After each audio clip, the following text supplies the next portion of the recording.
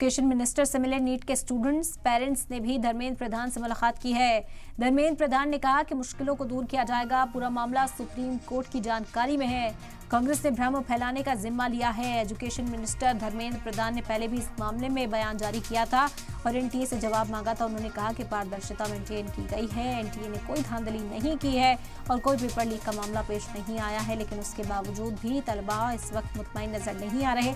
इस मामले में जांच की मांग की जा रही है और इसी सिलसिले में एजुकेशन मिनिस्टर ने अब नीट के स्टूडेंट से ही मुलाकात की है। नीट के कुछ स्टूडेंट्स रहे, उनके साथ उनके वालिदैन भी मौजूद रहे। इस मुलाकात के दौरान उन्होंने कहा कि पूरा मामला सुप्रीम कोर्ट की जानकारी में है। इस मामले में सुप्रीम कोर्ट में समाअत चल रही है। कांग्रेस इस मामले में भ्रम फैलाने का काम कर रही है। बता दें कि इस मामले पर सियासत भी अब तेज हो चुकी है। कांग्रेस ने बीजेपी पर कई सवाल उठाए हैं कि आखिर किस तरह पेपर लीक के मामलों में इजाफा देखने को मिल रहा है और कोई सख्त कानून नहीं बनाया जा रहा, जिस पर भी पलटवार किया है धर्मेंद्र प्रधान ने।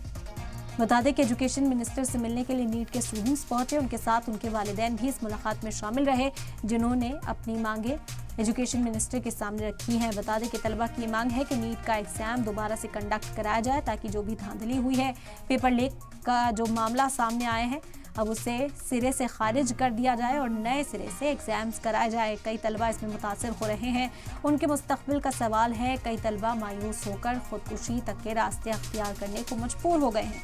ऐसे में सरकार से इस मामले में मुदाखलत की अपील की जा रही है कि इस मामले की निष्पक्षता से जांच हो, इस मामले में जो तर्क है वो सामने रखे जाएं।